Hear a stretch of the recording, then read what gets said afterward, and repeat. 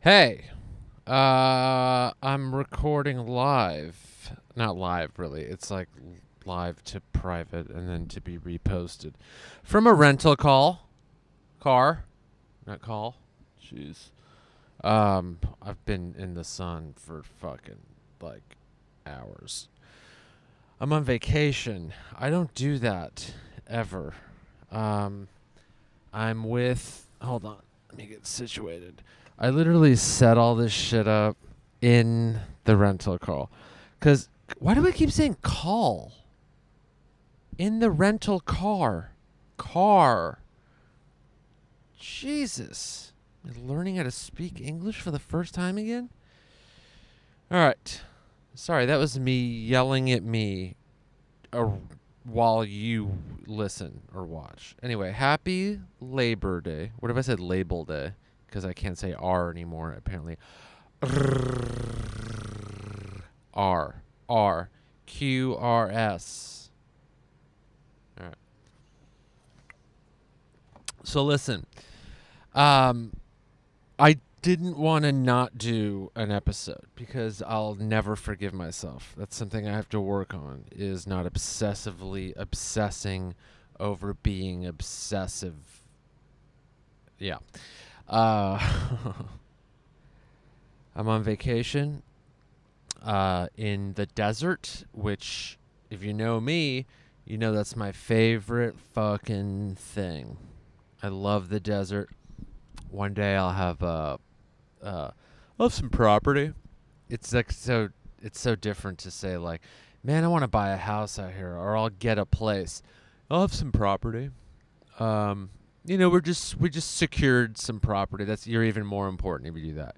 You're even more important if you secure property or invest in or acquire. Whoa. Dude, you want to be important? Acquire property.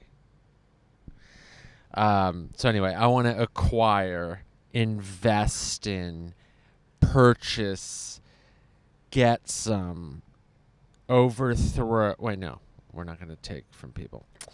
The desert would be great because it's just like, it's quiet. There's like, if you're looking for solitude, it doesn't get more quiet. You could go into a forest, but there's more noise, like the trees and the breeze and, you know, the occasional like bear or like coyote or a bunch of birds that help you get dressed in the morning and pick berries. No. You know, that kind of shit. It's just, there's stuff. The desert is just like you and just, you're just staring at a fucking cactus that's just staring back. And that's it. Tumbleweeds, maybe. They don't make noise. They're dead. It's like a dead bush. It's a ghost of a bush. Bush ghosts don't make noise. So you can just like stare out into the emptiness, which is scary to some people, apparently. They don't want too much of their own thoughts, too much perspective, too many like things you're just like pushing down and stuff, which I just had a conversation about last night. And I have it too. I have those moments where I'm like, those things I've been avoiding for like 17 years or I'll just but you gotta just like, you move past it, I guess, or just like learn that it won't go away and deal with it. So I can get a lot of that shit done out in the desert. And I really enjoy the time to just think without the feeling of a deadline or like the distraction of like, oh, I should try that place, or like there's so and so. It's all gone. It's just you and your thoughts. I like going out to Joshua Tree or like Palm Springs or wherever with just like one thing to do. Like I gotta write blank, and then I go out there and just like, and I let those thoughts or that idea fill as much of that space as I can. That way, I can look at an idea or just thoughts, or if there's something that's like bothering me, or if you like, let's say you went through a breakup or you had an argument with a friend or family, really let that take up a bunch of space, because it's not all negative. You really can ask yourself all the questions like, how do I feel about this piece of writing or this argument or my relationship with my mom or cousin or whatever? And you'll find some stuff that you don't let yourself do when you're like driving in traffic or just like laying down at home right before or after a nap, because there's just stuff to do. But it really resets me. It's like a soft reset on my psyche. So this trip, actually, I'm with my girlfriend's family. So they were going to come out here, and we've been thinking about going somewhere. So she was like, let's go meet up with them. And she knows how much I love it out here. And I was like, yeah, let's do it. So the reason I'm in the rental call is this was the only space where I could have some like alone time to be able to talk out loud without kind of worrying, am I, interrupting, or someone coming in and interrupting me and so on. And a car is sort of like, it's the most studio-like you can get. It's soundproof to more than any other, bedroom in a house. So, but it's fun out here. I went to the Palm Springs aerial tramway for the first time, which is like a little pod on a cable that goes 6,500 feet up in 11 seconds. No, in a few minutes. It's still fast as fuck. Like your ears pop, and it's like, it's not like taking off in a plane or anything, but it's the next fastest way to get up a fucking mountain. You're not doing that in a car. So we're just sitting in this thing, and it goes through, there's like, different posts along the way. So as it's going, when it goes past a post, you sort of like swing, and it feels weird. But I kind of like those things too, because they force you to let go. I love earthquakes for that reason. Shit. Nothing reminds you how you're not fully in the driver's seat of life like an earthquake. Dude. I was awake for the Northridge quake, 1994. I grew up in LA. And I remember I was sharing a room with my brother at the time. And my uncle was in town staying with us for a while, and he was in my room. And I had just gotten my own room. Like the house we were in would like expanded like a little bit. So I finally was like, whoa, I get my own room? What's this life like? And then my uncle comes in. He's like, it's like this, bitch. And he took my room. And so I'm sleeping on the ground on a mattress, couple inches away from the ground. And I still don't know to this day if it's like I did what a dog can do, and I like sensed it as it was coming before the rest of the world.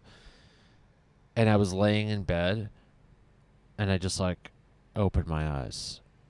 And the next thing you know, I'm just sitting there. I'm like, what the fuck? And it wasn't even like you wake up from bed and you're just like, groggy, what's why am I awake? And you fall asleep. I woke up like, eyes open. I'm laying here. Why? This is weird. And then 30 seconds later, the fucking world starts shaking. And if you've never experienced an earthquake, you feel it and hear it all around, like in front, above, under, within your body. The world is vibrating and shaking, and it has this violent sound to it because it's the earth is shaking, and then the building you're in, the movie's do a pretty good job of like replicating the sound of a strong earthquake. Like explosions aren't usually like a movie, just it's like overboard. An earthquake sounds like that. It is the whole world reminding you it's not up to you. And it's good. You need those things in life. And that tram gave me a little bits of that, because I'm up in the giant pod, and there's like 40 other people in there, maybe 20. I don't know, whatever. I was too busy looking at fucking nature. I don't give a fuck what tourists are behind me. So I'm looking out, and then you feel the swinging, and you're like, oh man, if this thing just went like, it's over. What can you do? And there's a level of like, okay, I'm not going to think about it. I can't do anything about this. Hold on, the car turned off. Come on, you fucking asshole car. What the fuck? You're supposed to be able to like hold the button down and then the car turns on. Which is exactly what you guys need to be hearing about right now in the middle of my aerial tram story. Anyway, it's about to get fucking hot as fuck in here. So I had that feeling, and I was like, okay, just why focus on it for more than 2 seconds? If I'm going to die right here, I guess that's it. And, I don't want to die right there, but there's a level of letting go that some things in life force you to do. And maybe that's why people skydive or bungee jump or do heroin. But those things are good. They're good for you here and there. You get a little jolt of actual reality, like the reality beyond reality.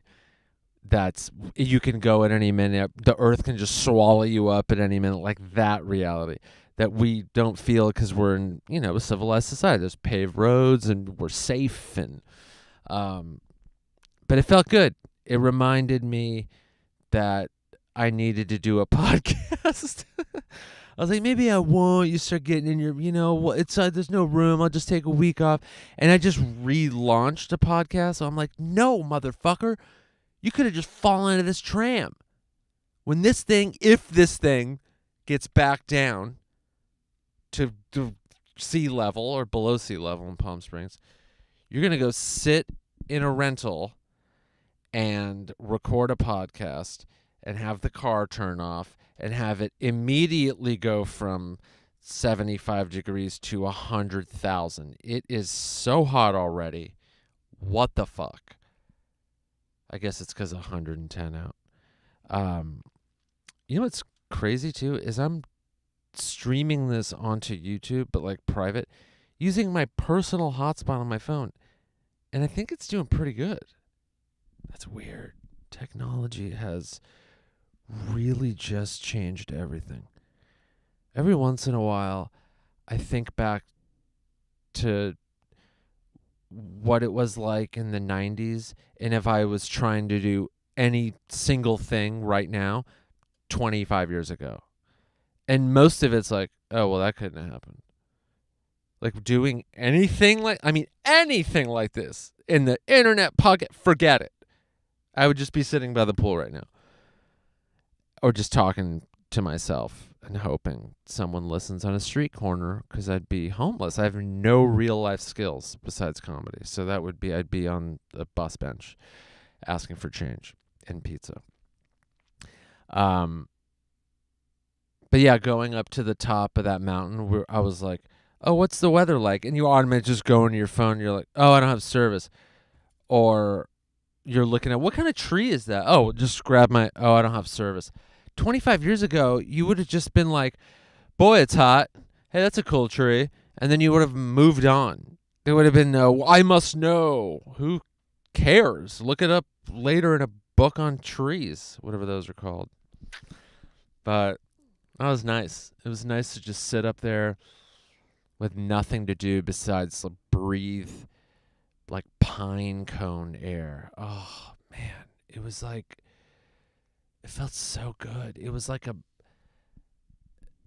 it was like a massage for your spirit. You know, you feel the quiet, you smell the air, and it just your whole body just goes. I loved it. So yeah, I just was like out by the pool and just like baking in the sun. I love the desert when it's like 110. Everyone I know is like, "What the fuck is wrong with you?" I'm like, "It's probably because I'm Middle Eastern. It's just I could just like a lizard, dude. I can bake in the sun. 110, 15 minutes each side, just keep flipping, and I'll wait hour and a half before I even touch the pool water. I'm drenched in sweat. I've probably lost 5 pounds. And then I jump in, and then I'm like, this is too much. I get right back out and just. So I'm going to be golden fucking brown. Ugh. I never let myself take time off. And when I do, I'm like, oh yeah, I should do this more. And then I'll probably go another 2 fucking years before I do it again. There's more good coffee spots in the desert now. That helps. Oh, you know what I got? And I actually wanted to use this for this episode. And what's good is I can't find it. That's the level of preparation I have for you guys. Here we go. It is called, Simple Observations. And it's a book. I got it when I was in Manhattan, just walking around, and there's actually a really good bookstore called Goods for the Study, and it's all just like pens and notebooks and things that are apparently never supposed to fucking open. How do you get this open? Hold on.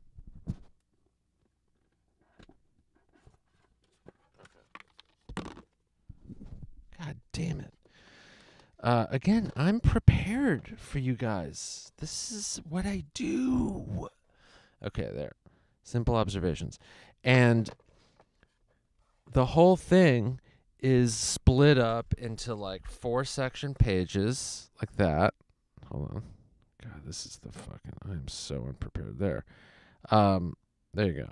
So it says, count how many times you breathe within a minute. And that one's like dumb because you're like, maybe you just need a minute to get in. You're like, oh, this is my opportunity. Draw your favorite dessert. Why doesn't time ever stop? And you basically use the spaces there to either write about the thing or draw something. And you sort of just use that to break up your thought process. What's your most treasured possession? Is the future the same as the past? Do you think people are born good? So I got it because I was like, oh, you know what? Maybe you just flip to some random page and then you get like a good idea for like a new bit or something. I've never really approached stand-up that way, like the writing of any bit. But I was like, well, why not? You know, just everything is just so fucking different now that I'm like, let's just keep that going. Just keep trying different shit. So I thought it was a pretty good buy. And if you are one of those people that like need some external, it's so hot, need some external force to get in there and say, go off in a different direction in your mind for a minute, I think this book would be good for that. What's your favorite meal? You know, what's your... Oh, that's a good one. What is one of your uncommon beliefs? Which, actually, fuck that one. Because that's just log on to Twitter and you'll just hear people going like, take horse dewormer for COVID. Fucking idiots.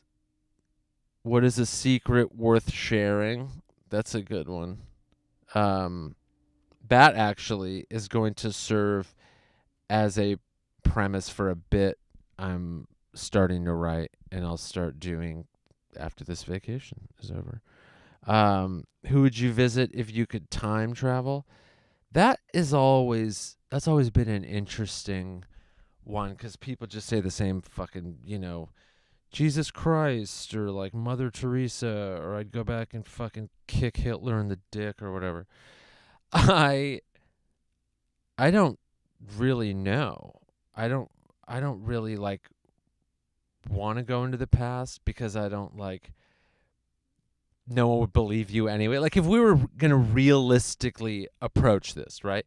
No one would believe you. They would look at your clothes and probably just think like, "Oh, you traveled across the seas and you're from some other land." No, it's going to be like, "Where are you from? Oh, the future? Oh, cool. Anyway, what do you want to know?" No, they would probably fucking tie you up and burn you at the stake. There's nothing. They're going to think you're evil incarnate. That's not going to work. Hey, I'm from the future. Okay, dude. Yeah, well, where do you think I got this clothes? Look at this device that glows. They're like, oh, right. Well, come with me. Get him! And then all the villagers start chasing you down with, like, pitchforks and torches and shit. And then you wouldn't be able to go back and tell people because that's it. Maybe that's why time travel's never worked. No one's ever gotten past sentence 3. No, really, man. I'm from the future. Look, come here. Look at my time machine. And then you're dead. No, seriously, dude. Let me show you this device that would blow your fucking brain out of the water or confuse you so much that you'd get angry and shoot me right away.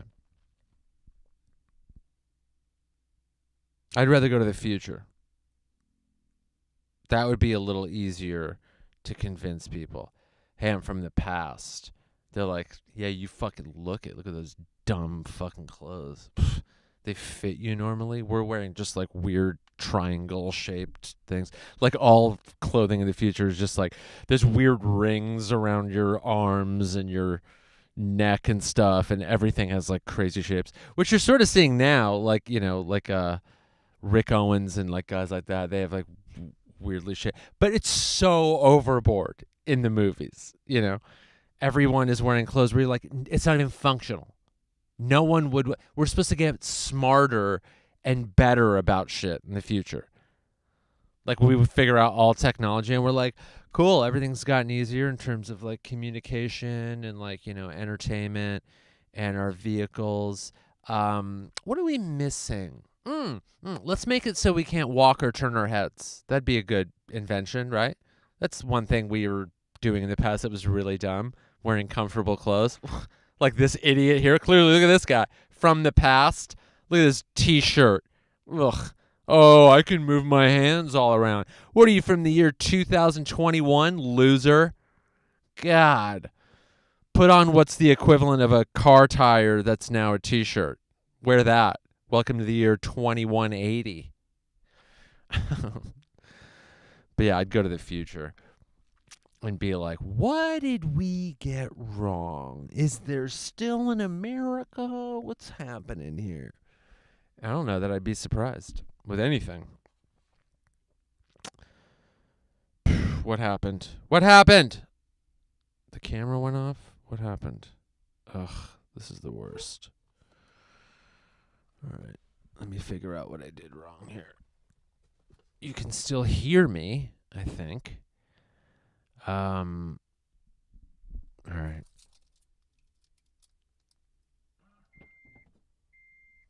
Whoops. I think it's working. I think I'm turning the car back on. Hold on. No. This is stupid. All right, well, I tried. 24 minutes in. That's not bad.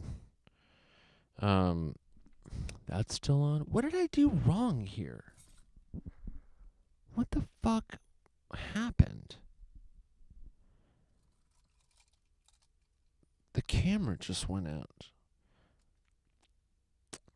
This is what you're signing up for, everybody. This fucking bullshit.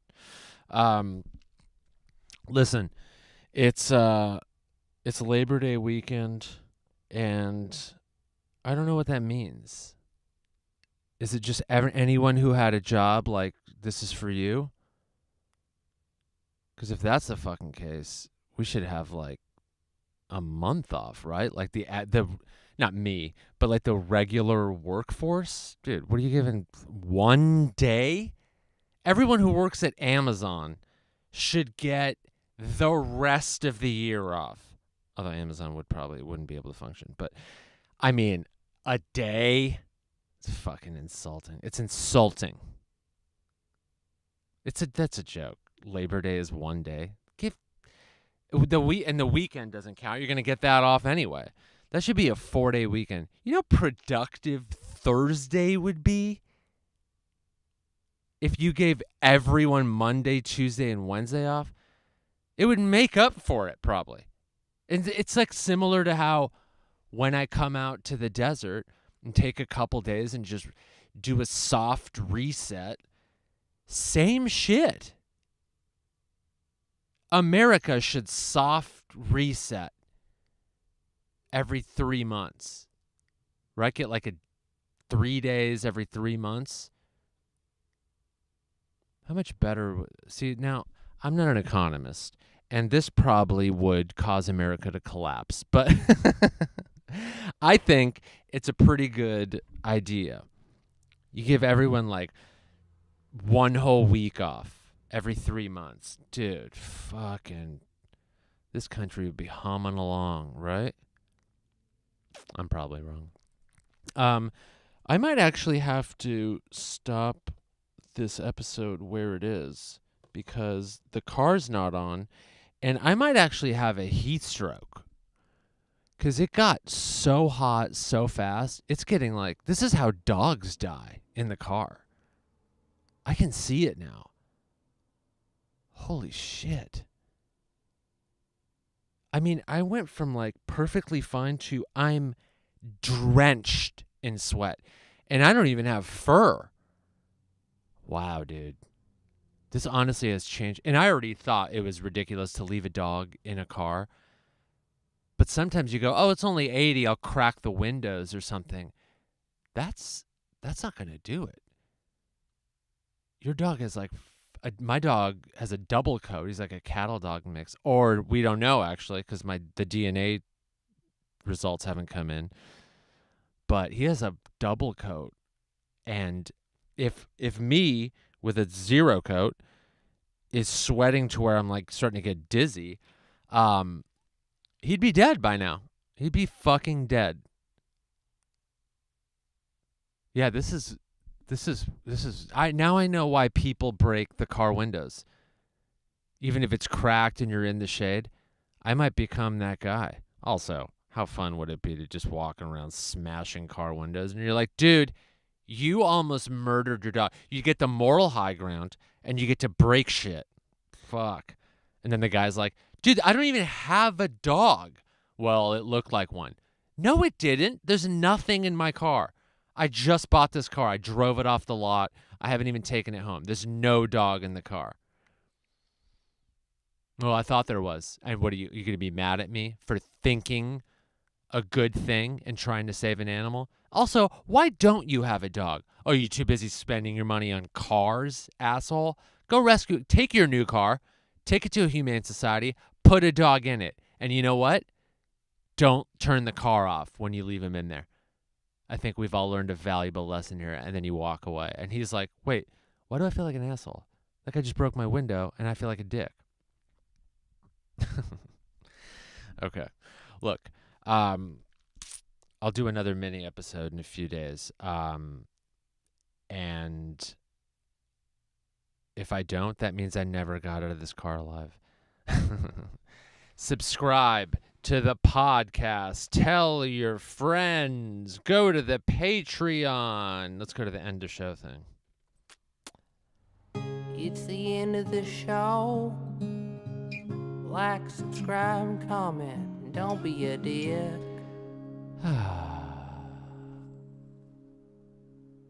See you later.